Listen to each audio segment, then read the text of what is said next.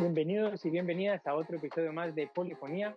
Hoy tenemos un invitado especial desde Italia también, yo desde Italia y el Dieguini desde Guatemala. Para mí es un episodio especial porque hoy vamos a estar platicando con Adolfo Ramírez, que es un empresario, podemos decir, centroamericano, que tiene ya más de 30 años de experiencia. Maneja muy bien el mercado del calzado, que es donde se ha especializado, pero en general tiene una muy amplia visión de los negocios y además es mi papá. Bienvenido a este episodio y Dieguini, te dejo la palabra para que comencemos a bombardearlo con preguntas. Muchas gracias, Wichini. Bienvenido, don Adolf Ramírez. Ahí el maestro mentor de nuestro querido Wicho, y también dejando la barda muy alta, porque cuánta experiencia, cuánto conocimiento, cuántas agallas las que usted posee. Y gracias por aceptarnos ahí el espacio para platicar. Hoy queremos platicar un poco sobre lo que es hacer negocios en nuestra región. Sabemos que no es algo fácil, que no es algo sencillo, que es muy complicado, pero aún así hay personas que quizás desde el nacimiento dicen, yo quiero ser un empresario y estoy dispuesto a ser exitoso, así como usted. Y por eso quisiéramos conocer un poquito para que nos vaya compartiendo ahí algunas anécdotas, algunos aprendizajes y podamos enriquecernos todos y todas las que queremos ser empresarios en este hermoso continente y, ¿por qué no?, en otros continentes también. Así que sin más, le pregunto, don Adolf, bienvenido. ¿Y cómo empezó usted en los negocios? Digamos, ¿cuál fue su primer negocio, emprendimiento? ¿Qué fue lo que lo motivó a decir, nah, yo quiero ser un comerciante, yo quiero hacer mi propio negocio? Bienvenido, muchas gracias. Muchas gracias. Bueno, la verdad, les agradezco la invitación. Espero poder aportar algo a todos sus oyentes y aprender algo más de ustedes que he venido aprendiendo desde universitarios. Nos han enseñado porque son personas tan inteligentes y tan estudiados que la verdad es que suman a la vida de nosotros y suman a todos los oyentes con esto que hacen. Pues vean, la verdad es que nosotros somos de familia de comerciantes, de los abuelos comerciantes, los papás comerciantes, y pues entonces como que la línea viene por ese lado, ¿no?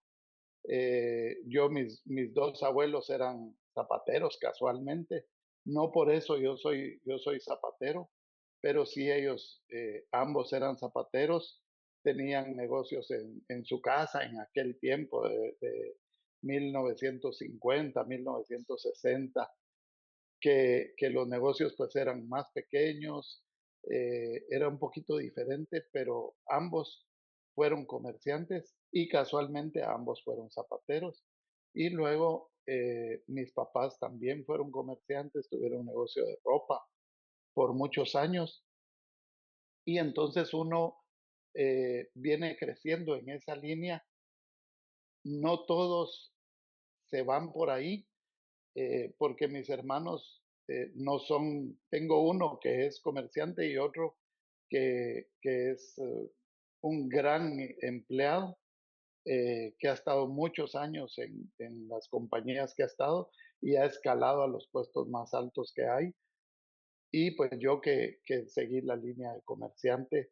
Entonces yo creo que ser comerciante eh, quizás viene en la sangre, ¿verdad? La entereza, la lucha, la gana de querer hacerlo y que al final de cuentas nada permitas que te bloquee.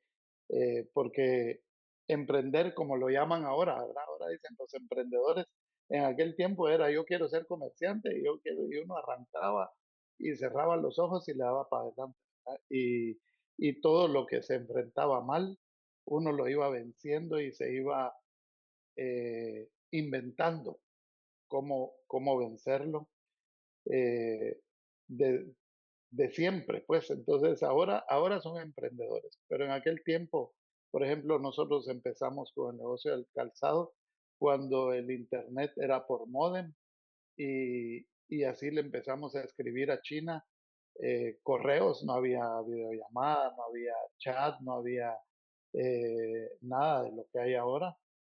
Y así fuimos encontrando nuestros proveedores, que son los que nos han ayudado y hemos compartido por muchos años, ¿no? Pero creo que el inicio, el empezar algo, viene de familia, viene de generaciones de comerciantes y, y lo van viendo. Tal vez no todos al final en la familia terminan siendo comerciantes porque hay quienes son muy buenos para ayudarle a alguien a hacer plata y ganan muy bien y son muy buenos, y hay otros que son muy buenos para ganarse su plata en su negocio, ¿no?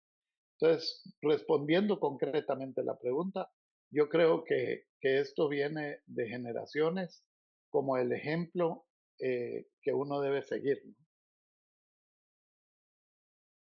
Absolutamente. Y siguiendo un poco las preguntas de Diego, yo te quisiera preguntar, en todo lo que has tenido de carrera, ¿hubo algún punto que dijiste, no, yo, o algún reto particularmente que dijiste, yo quiero dejar de ser comerciante y voy a volver a ser empleado y se acabó mi vida de comerciante, o siempre ha sido, o nunca ha habido un segundo pensamiento? Mil veces, mil veces he querido dejar de ser comerciante. En alguna ocasión tuvimos una gran pérdida y yo dije, ok, ya no más. Y al día siguiente me levantaba a salir a trabajar otra vez y a seguir adelante. Este, Mi esposa toda la vida me has dicho tantas veces que vas a dejar los zapatos que yo sé que te voy a enterrar con un zapato. Un zapato va a ir en tu caja porque nunca lo vas a dejar. Y la verdad es que mil veces he querido dejar de ser comerciante, eh, pero mil una veces he retomado y aquí sigo adelante porque yo creo que si ustedes le preguntan a cualquier comerciante cuántas veces ha querido dejarlo, cualquiera les va a responder que lo ha querido dejar un montón de veces. El tema es no dejarlo. Eso es lo difícil, ¿verdad? Siempre seguir adelante y no dejarlo y darle, y entonces a la vuelta de la esquina vuelve a encontrar el dulce uno y el buen sabor de boca y eso te hace seguir caminando. O sea, en realidad no hay un punto exacto porque han sido muchas veces y han sido muchas veces caerse y muchas veces levantarse y muchas veces tener un buen sabor de boca. Así es que yo creo que en este punto en que yo estoy, ya no existe esa pregunta, ¿verdad?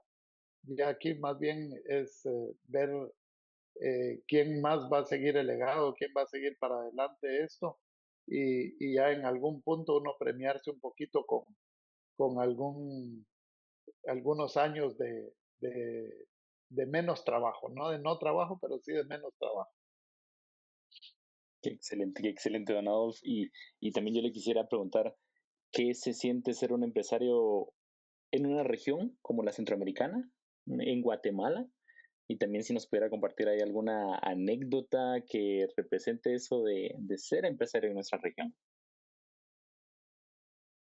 Bueno, ser empresario regional, pues primero va naciendo de, de aprender uno de las grandes compañías que existen en Guatemala y de ver uno cómo las grandes compañías no lo ven como país, sino que lo ven como región, ¿verdad? Claro, eh, no existe un gran capital como esas compañías, pero si existen las ganas y si existe el pensamiento de grande, yo creo que cualquiera que haga negocios en Centroamérica, lo menos que puede hacer es ver Centroamérica como región, no trabajar solo en El Salvador o solo en Guatemala o solo en Costa Rica, porque en realidad es muy pequeño, ¿verdad? O sea, si hablamos de Centroamérica versus México, creo que somos un estado de México apenas, o si hablamos de Centroamérica versus Colombia, igual nos quedamos cortos juntando todo Centroamérica. Entonces, creo que las fronteras que existen en Centroamérica son barreras que le pueden crear a la persona que no tiene visión, y romper esas fronteras, digamos, con la visión de hacer negocio en todos los países, al final se te va facilitando. Ahora, ¿cómo hacerlo? Esos son años, ¿verdad? Yo, no sé, tengo 25 años de hacer negocios en Centroamérica. Hoy yo les puedo decir, conozco gente en Costa Rica, me conocen en Costa Rica, conozco gente en Nicaragua, me conocen a mí en Nicaragua, o sea, en mi gremio yo soy una persona conocida en toda Centroamérica, pero han pasado muchos años, ¿verdad? He caminado mucho, me conozco todos los países de punta a punta, conozco a todos los clientes en mi gremio, entonces los clientes también me conocen a mí. Hemos trabajado una marca durante 30 años y hemos hecho publicidad para la marca y hemos hecho de todo. Entonces, eh, hoy por hoy, yo puedo decir, a mí me mencionan en cualquier país de Centroamérica en mi gremio y seguramente me conocen, pero no fue así, ¿verdad? Ha habido un gran camino recorrido, y sí todo nació, digamos, de la idea y de la imagen de decir, no, hombre, yo soy pequeño, estoy empezando pequeño, pero quiero ser grande, tengo que pensar como grande y voy a romper fronteras, ¿verdad? Claro, ahora que mis hijos viven en Italia, y empiezan cualquier emprendimiento y dicen, no, podemos vender en Austria, podemos vender en Alemania. Pues aquí las fronteras están muy abiertas.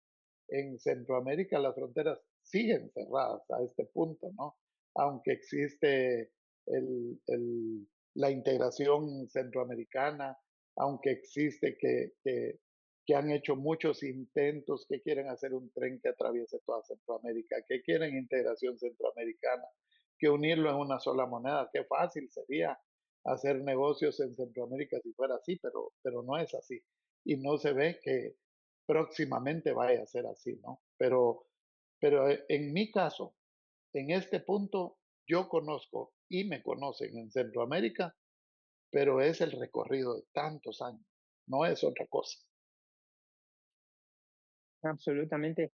A mí, escucharlo me recuerda mucho la época que estuve en la Secretaría de Integración Centroamericana, porque ahí se hablaba cómo el sector privado verdaderamente quiere que exista la integración y aquí lo estamos viendo, ¿no? Porque muchos empresarios como mi papá tienen la visión de ver a Centroamérica, que lo hemos hablado en otros episodios, como un bloque, que al final eso es, ¿no? Y no estamos diciendo que sean de la misma cultura, no estamos diciendo que los chapines van a ser ahora los que rijan toda Centroamérica, sino que lo que estamos diciendo es que Centroamérica se puede ver como se mira Europa, exactamente, ¿no? Que un empresario aquí tenga la misma facilidad de vender en Austria, en España, porque al final transformas un mercado tan pequeño en un mercado tan grande. Entonces, te quisiera preguntar qué experiencia has tenido con la poca integración que tenemos entre Guatemala y El Salvador, por ejemplo. ¿Te benefició hasta cierto punto? ¿Es algo que hoy en día se siguió utilizando como se hizo hace unos años que se logró entre, perdón, Honduras, Guatemala y El Salvador? ¿O es algo que se hizo la bulla con los medios y dejó de existir? Del lado empresarial, ¿es algo todavía activo, por así decirlo, o no? Tengo muchos años de hacer negocios con Honduras, vos lo sabés, El Salvador y Guatemala, y nunca ha habido integración.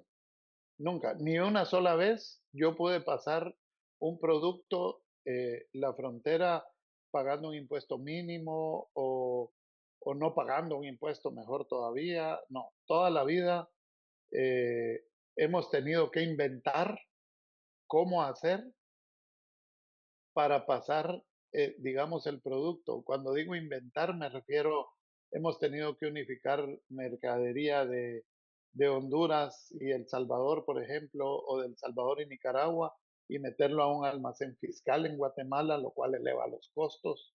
Eh, meterlo y de ahí separarlo y mandarlo en un transporte especial, lo cual eleva los costos para que no tenga que pagar un doble impuesto, porque pagar impuesto en la entrada a Guatemala y luego en la entrada a los otros dos países.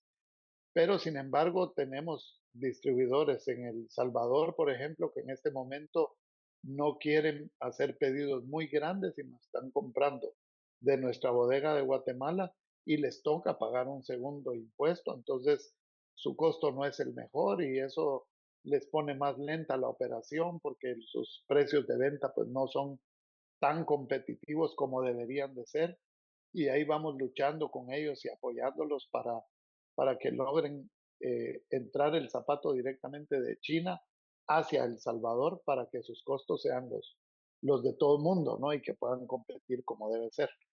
Pero jamás ha habido integración. O sea, existe SIECA, yo sé que ahí está, yo sé que probablemente al ser ellos alguien que actúa no con ningún gobierno, quisieran que las cosas caminen más rápidas, pero dependemos desgraciadamente de nuestros gobiernos y de la voluntad que tenga cada gobierno. Y sale uno y el otro entra sin voluntad y se perdió todo lo que se había hecho. Y pues así va transcurriendo los años y los años y los años al final todo sigue igual, ¿no? Todo, la integración no se da nunca, no se dio nunca. Eh, Incluso el CA4, que debería de funcionar en toda Centroamérica, tampoco funciona correctamente en toda Centroamérica. Uno debería de poder circular libre en Centroamérica y hay países donde a veces ponen trabas, a veces no, y es complicado desde el CA4 como persona, pues no digamos con mercadería y con producto, si uno quiere hacer las cosas en orden, ¿verdad? Para ser un buen comerciante es complicado, jamás, jamás ha habido integración. Y también hablando un poquito de aranceles, ¿cómo ve el efecto de las políticas de Trump, las políticas arancelarias de Trump? De cierta manera, ¿llegan a influir en lo que está pasando en nuestra región, a causar problema? ¿O realmente es un problema aislado de los estadounidenses? Bueno, cuando pasó el COVID, yo fui de los comerciantes que se pusieron de rodillas, porque uno de nuestros productos líderes es el zapato de fútbol y todas las canchas de fútbol se cerraron desde el primer día, ¿no? Entonces se acabó el fútbol y hubo un gran problema. Cuando Trump empezó a subir aranceles para China con el producto entrando a El Salvador, yo quería quemarle cohetes a Trump, porque a mí me benefició totalmente el hecho de que le subieran aranceles porque de cierta forma existe en todos los países un pequeño mercado de importadores que van a Estados Unidos a comprar no solo zapatos, van a comprar joyas, van a comprar ropa, van a comprar muchas cosas y las llevan a revender y compran lo que le llaman en Estados Unidos el primer precio. Es decir, que las compañías de Estados Unidos le ganan un poquito, ¿no? Una cosa mínima y entonces ellos todavía tienen un precio competitivo.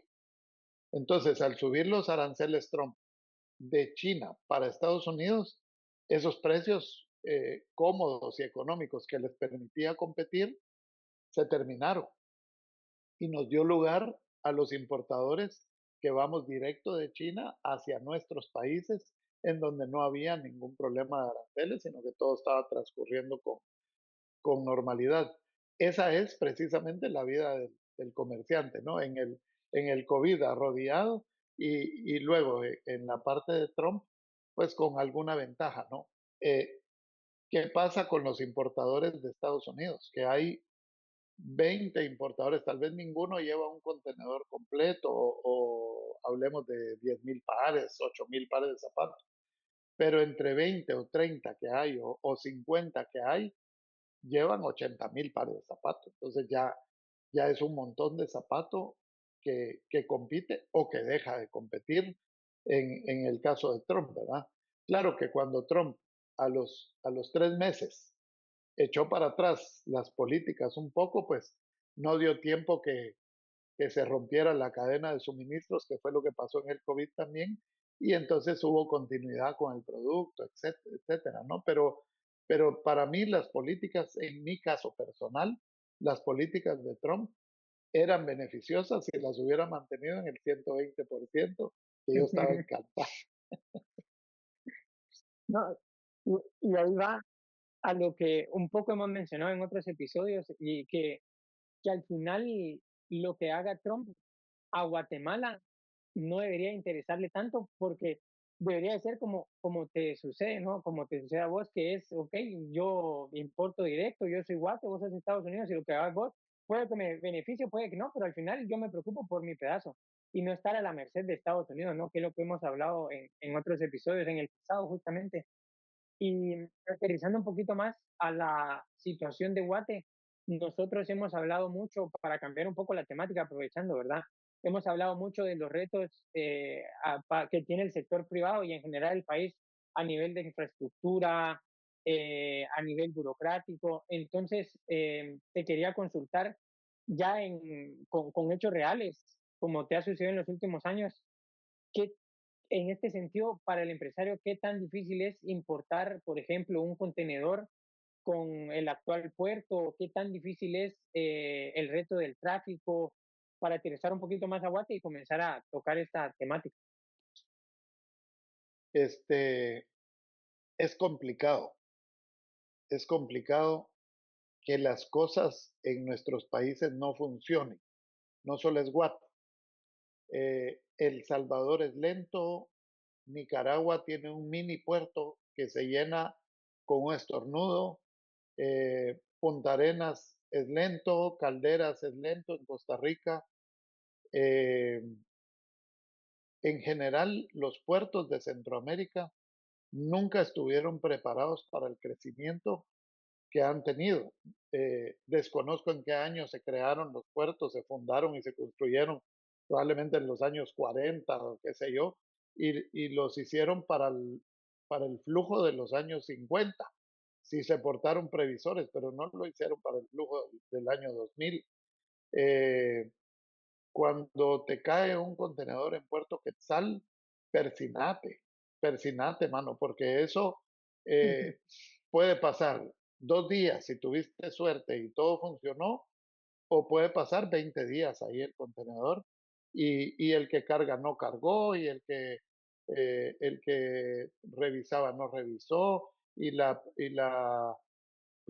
plataforma donde te iban a revisar no estaba desocupada y si cae en el área privada, digamos, del puerto, persinate porque no te caiga en la arena, porque cuando ellos se llenan, ellos mandan a un área de arena los contenedores y el contenedor te aparece como que está en el barco todavía. Ni siquiera le dan el ingreso al país porque ahí en la arena no los van a mover en 20 días. Y si ya está cerca de Navidad y tu contenedor te urge, empezar a rezar porque no hay nada que hacer, solo hay que esperar. Entonces, lo que toca como comerciante es tener una logística muy clara, sabiendo estos problemas y anticipar muchísimo tus pedidos y tu importación, lo cual te suma otro capital a tu negocio. Porque China va a producir, Estados Unidos va a producir, quien sea va a producir y quiere su plata y uno está previendo el tiempo de tránsito del contenedor y además está previendo que va a haber problemas en el puerto al llegar y si se le ocurrió bloquear a cualquiera, hay que esperar que terminen los bloqueos. Nos ha tocado a nosotros andar con contenedores por trochas a las 2 de la mañana evitando bloqueos para lograr descargarlo, porque la naviera igual no te perdona cuando terminaron los días que te da para que tengas que descargar su contenedor, empieza a correr la multa y la multa no se para y tenés que devolver el contenedor. Entonces, es una apuesta contra reloj cada contenedor y cada uno es diferente. Yo no le echaría mucho a las carreteras, a los hoyos, que claro que afecta, pero le afecta al transportista porque destruye sus llantas, porque los amortiguadores ya no le sirven, porque el chofer no regresa rápido, etcétera. Yo digamos, la complicación la veo más en el puerto, en lo lento que es el puerto, en lo saturado que se mantiene, en el retorno que hace el barco cuando lleva 2.000 contenedores para descargar y a los 1.000 el puerto le dice, perdone, tenemos otro en fila, estamos llenos y regrese dentro de 2 días. Y le toca a la naviera regresarse a veces hasta México incluso, descargan en México tu contenedor porque vienen los otros y vuelven a regresar y tu contenedor pasa 1 mes o 2 meses en México esperando que lo vuelvan a cargar para regresar, cosa que no pasa en puertos modernos, ¿verdad? En puertos modernos tu contenedor se descarga en automático, te cae, sale tu manifiesto, sale todo, pagas y va para afuera. Nosotros somos muy eficientes con eso, pero nos ha tocado esperar 2 meses en México porque el barco se tuvo que regresar porque en la primera arribada no descargó y nos ha tocado esperar que salga de la arena. Por eso es que conozco la arena en el puerto, esperar que salga para que tenga el manifiesto como que ya llegó y entonces pagar impuestos. Creo que lo más complicado para los importadores y me imagino que para el exportador igual, eh, son los puertos y no es Guate, es Centroamérica. Wow, increíble, increíble. Y la complejidad de manejar esa cadena de suministro, me imagino que es arte. Eso ya no es otra cosa que arte, porque es impredecible. Y también le quisiera preguntar, don Adolf, bueno, ya cuando tenemos el producto en la bodega, ¿qué tan difícil es llevarlo al cliente final, considerando que nuestros países son tan, digamos que tan dispersos? La semana pasada estuve en Chajul, Quiché, y es ir a otro mundo porque te toma 8 horas, llegas cansadísimo, es casi que una jornada completa para llegar. Y cuando uno se da cuenta, todos los camiones van llevando la cantidad de mercancía y es increíble cómo en un lugar tan alejado está llegando mucho producto porque hay dinero y el dinero viene de la remesa. Entonces, qué tan complejo es llevar el producto hasta el último rincón de nuestro país?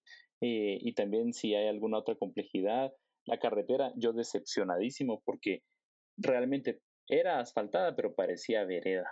Era una carretera Sí, completamente desastrosa.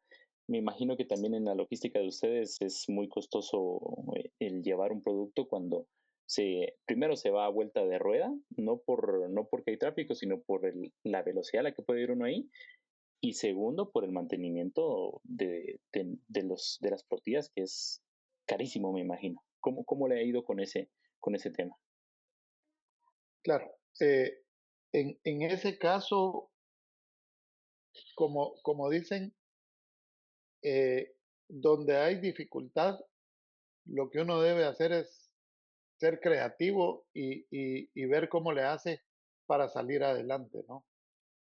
Y en el caso de Guate, eso es lo que pasa. O sea, eh, hay mucha creatividad en los chapines y hay muchas empresas que ya han creado la línea de distribución de producto. Nosotros distribuimos solo en la ciudad, digamos, con transporte propio nuestro, solo en la ciudad y en la periferia de la ciudad. El resto todo lo mandamos por transporte. Eh, por ejemplo, Chajul, nosotros vamos a donde hay una Coca-Cola, nosotros visitamos. Esa es parte de nuestra política de distribución, porque si ustedes si fuiste a Chajul, en Chajul viste el camión de la Coca-Cola o viste el camión de la gaseosa o del La trago o de qué señorial. sé yo, ahí están. O sea, ellos están todo en lo más lejos, en el lugar más recóndito, en la tienda más chiquita, ahí están. Y de ahí es de donde yo he tomado el ejemplo para saber cómo distribuir. Y entonces nosotros vamos hasta lo último y los transportes que nosotros contratamos llegan hasta esos lugares.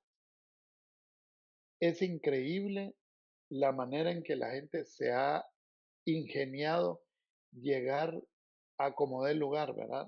Desde el transporte, que tiene 2 camioncitos y trabaja la familia, el papá, el hijo y no sé quién, y van para Coatepeque y ese es muy barato porque es el ingreso es para la familia, hasta compañías que todo el mundo conoce en Guate grandes, que tienen no sé cuántos camiones y flotillas que también llegan a diario a todos los pueblos.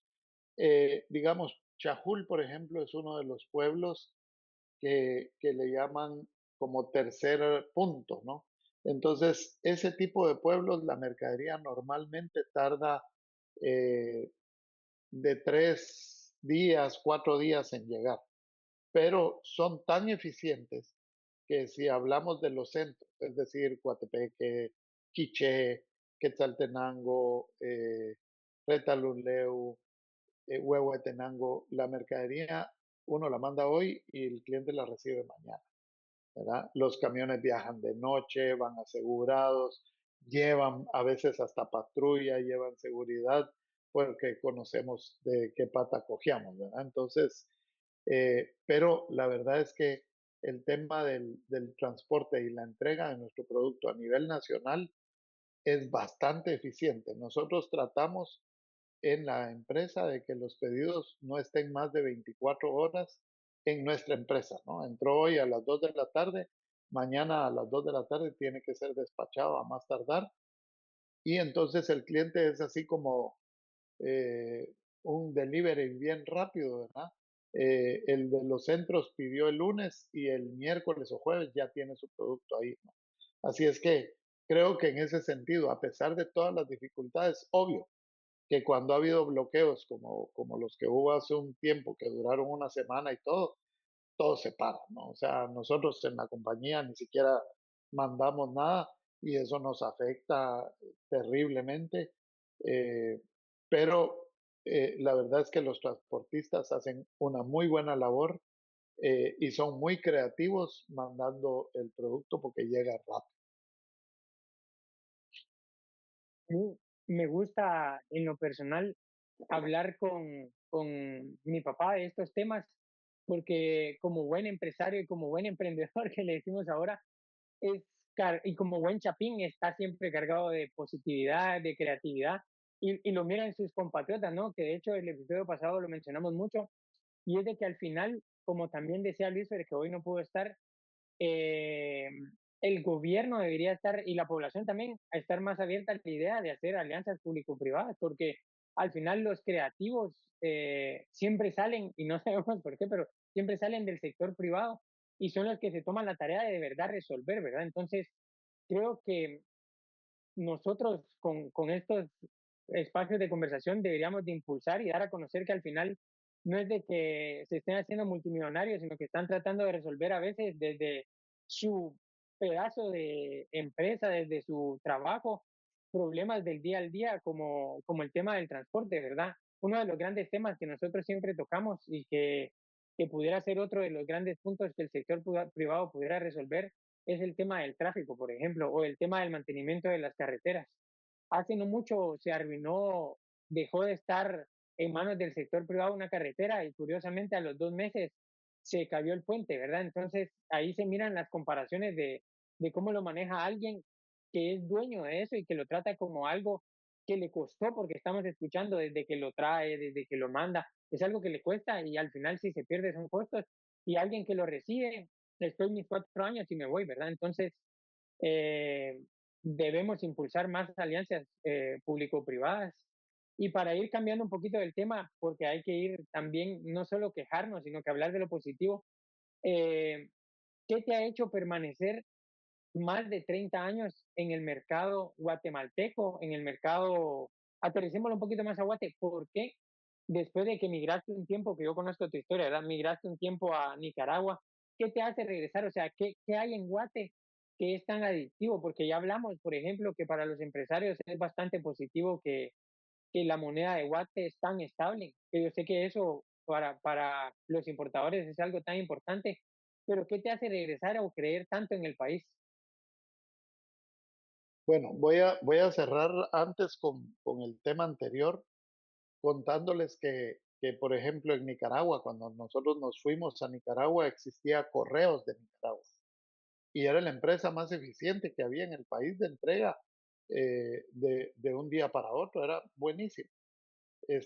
Algo pasó con los gobiernos de Nicaragua, desconozco, yo soy totalmente apolítico, pero algo pasó con los gobiernos de Nicaragua, que hubo cambios en los mandos altos de Correos de Nicaragua y le dio paso a que entraran empresas privadas a hacer lo mismo, al punto que Correos de Nicaragua ahora ya no sirve.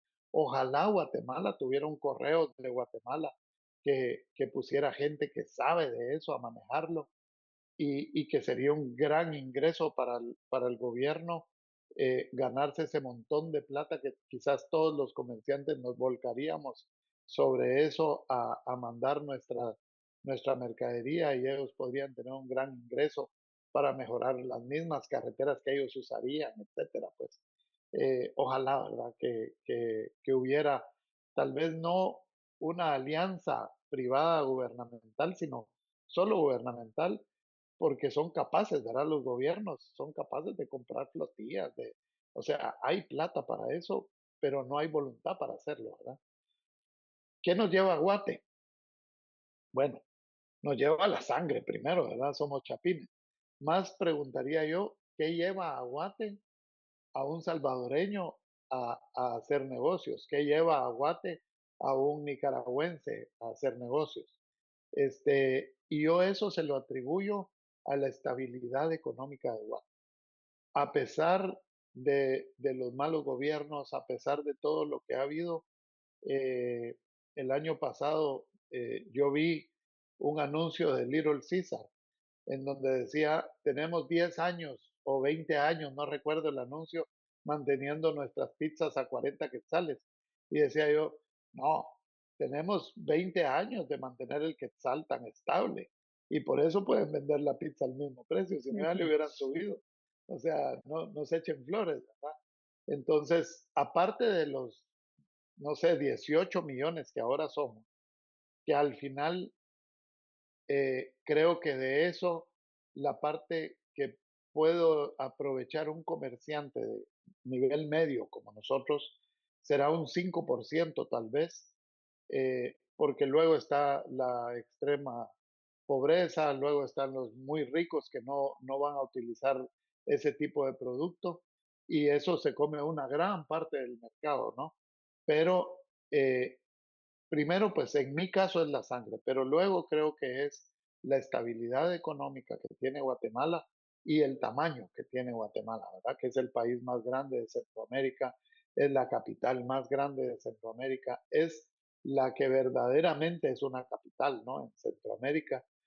Entonces, yo creo que básicamente es eso, que si hay un comerciante costarricense, perdón, nicaragüense, salvadoreño, con un poquito de visión eh, a nivel centroamericano, el territorio a conquistar es Guatemala, porque lo demás, después de conquistar Guatemala, lo demás es como pan comido, digamos. No es así, porque cada uno tiene su problema, ¿no? Y cada uno tiene su líder y cada país, o sea, eso es lo complicado de Centroamérica, ¿no?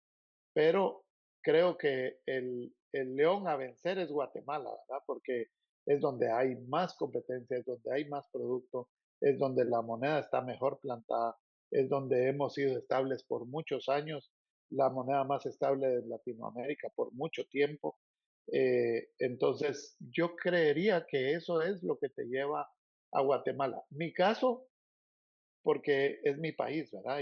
Y es la sangre y sería ridículo tener negocios en Centroamérica siendo guatemalteco y no estar en Guatemala presente. O sea, no, en mi caso es eso. Pero creo que en general, en el caso de los extranjeros, ese es el gran reto para todos, ¿no? Eso creo que es. Muchas gracias, muchas gracias. Y ahora yo le quiero hacer una pregunta a Huicho. Huicho, de los países en los que ustedes han tenido la oportunidad de vivir, de conocer, ¿cuál es el que más te gusta a partir bueno, que han tenido que ir a hacer negocios allá. Y luego también a Don Adolf, ¿cuál es el que más les gusta, digamos, en términos, ya saliéndonos un poquito de los negocios, digamos, en términos de vida, en términos de cultura, alimentación, eh, todo? Wicho, ¿cuál es el tuyo? Para mí la respuesta es fácil. Yo amo Nicaragua. Mi papá se ríe porque sabía mi respuesta. De hecho, me casé felizmente con una nica. Mi país favorito por toda la vida creo que va a ser Nicaragua por cultura, por comida, por la gente, por todo. O sea, yo soy amante de Nicaragua como país, claro. No dejo de ser chapín y de amar Guate y todo lo que querrás. Pero si me preguntas, yo soy amante de Nicaragua en ese sentido. Muchas gracias. Y Don Adolf, cuál es su favorito saliendo de los negocios? Bueno, como lo dijimos al inicio, ¿no? Centroamérica es una región. Vos llegas a Nicaragua y encontrás algo que te gusta, como Chapín. Como Chapín encontrás algo que te gusta en la comida, algo que te gusta en la cultura, porque se parece mucho a la nuestra.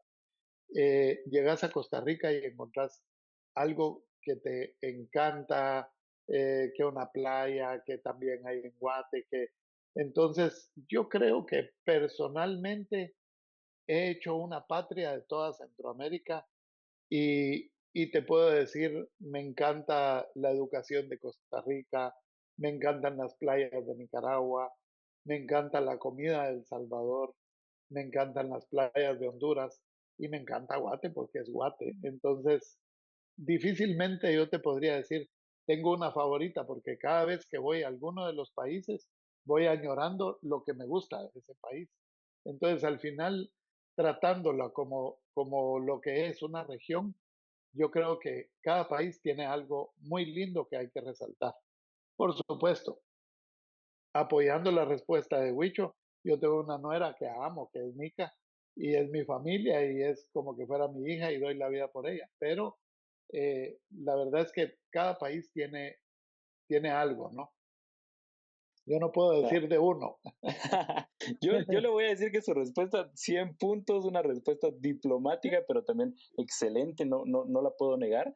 Y Wicho yo creo que fue más por temor a las represalias, porque si decía Guatemala, pues iban a haber problemas en Sí, casa. exacto. No, muchas gracias. Y yo le quisiera preguntar a mi papá, pero también, Diego, para los que nos escuchan, que al final el título y lo relacionado con el episodio ha sido mucho de empresarios, de comerciantes, comenzó un poco con el espíritu luchador y todo. Si pudieras darle uno, dos o tres consejos, ambos, ¿no? Comencemos con Dieguini, tal vez por comenzar con Dieguini, ¿qué consejos le pudieran dar a la gente que está con la idea de comenzar un negocio o que está con una idea pero que no se anima a hacerla o qué consejo pudieran dar? Yo estoy en pañales a la par de Don Adolfo, así que lo único que puedo compartir es lo que me mantiene a mí conectado con mis objetivos y es ponerle el corazón, ponerle pasión al negocio, porque a mí eso es lo que me está conduciendo por el camino, pero todavía me falta una vida por recorrer, así que yo ese pequeño consejito daría que no me ha dado más que la dicha de estar en este camino de ser un empresario, por lo menos de añoranza. Pero le pasa ya la palabra a don Adolfo. Bueno, creo que el consejo que diste es el mejor. Yo lo que diría es primero que te guste lo que haces, porque si te gusta no te va a pesar hacerlo 10 horas, 12 horas, 15, 20, una semana sin parar, 3 meses sin parar. Si te gusta, vas a pensar que no estás trabajando y entonces lo vas a hacer bien. Luego, cuando uno empieza un negocio, los obstáculos están a la orden del día y en cada centímetro que uno recorre. Entonces creo que un buen consejo sería no te rindas, ¿verdad? Nunca te rindas. Siempre buscar la nueva oportunidad. Te vas a caer, buscar levantarte, generar ideas. El negocio, creo que gran parte del negocio nace de la persona que genera las ideas en el negocio. Si no tenés una nueva idea para mañana, ya no creciste, ahí te quedaste. Entonces, tenés que tener a la persona que genera las ideas, que normalmente tendría que ser el que emprende con el negocio, ¿no? Y busca un buen apoyo. Aliate, unite con gente que te sume, como ustedes a mí. Gente que siempre me han sumado, que de sus universidades yo aprendí muchísimo, estudié la carrera junto con ustedes cuando me llegaban a contar, cuando Huicho me llegaba a contar a la casa y en todo el proceso. Y yo le decía, pues estamos haciendo bien entonces, porque los libros dicen lo que hacemos, ¿verdad? Entonces, pero sí creo que es eso, mucha garra, ¿no? Muchas ganas de hacer las cosas, mucha fortaleza para no rendirse, porque como les dije al inicio, ¿no? Te dan ganas de rendirte 1000 veces y no te rendís ni una. Al final tenés que levantarte 1001 veces y seguir adelante. Entonces, muy buenas ideas, mucha garra, que te guste lo que haces, buscar quién te apoye, quien esté con vos. En mi caso ha sido mi esposa, ha estado a la par mía toda la vida. Mis hijos cuando ya decidieron integrarse un poquito también fueron un gran apoyo, lo siguen siendo. Eh, y ella ha estado a la par mía siempre. Entonces, en el momento que uno flaquea, el otro le echa porras y en el momento que el otro flaquea, el otro va para adelante y eso hace que la rueda no pare. Entonces, yo creo que básicamente es que te guste, que no dejes de ponerle ganas nunca y que no te des por vencido, que le des para adelante siempre. Y ese consejo con cariño para Diego, porque ha sido un Muchísimas gracias. luchador. Desde las checas, yo te he visto que has sido un gran luchador y no paras y no paras y vas a ser grande, yo lo sé. Muchísimas gracias. Los recibo con mucho aprecio y justo lo sentí como, bueno, un maestro me está diciendo qué debo hacer y qué debo seguir haciendo. Así que se lo agradezco mucho y espero que también todas las personas que nos escuchan y que nos escuchen también nos tomen como propios y sigan adelante con sus sueños. No sé, Wichini, si nos quieres Claro. compartir algo que te haya surgido de estos grandiosos consejos. Personal, yo he tenido la gran oportunidad y la gran bendición de crecer con don Adolfo, como le dice don Adolfo, como le dice Diego. Entonces el aprendizaje lo he visto en carne propia, pues porque de hecho una de las grandes frases que me decía, que yo creo que muchos empresarios se van a sentir identificados, es de que me decía, rezale a Dios que el día tenga más de 24 horas para que puedas trabajar más. Eso ha sido mi papá, un gran trabajador toda su vida y lo ha hecho con el ejemplo, un gran generador de ideas, como él lo dijo, y a los oyentes lo que les puedo decir es de que le echen ganas, que le pidan a Dios que el día tenga más de 24 horas, porque su vida es suya y solo hay una y hay que tomarla con las manos, su empresa va a ser una y hay que tomarla con las manos.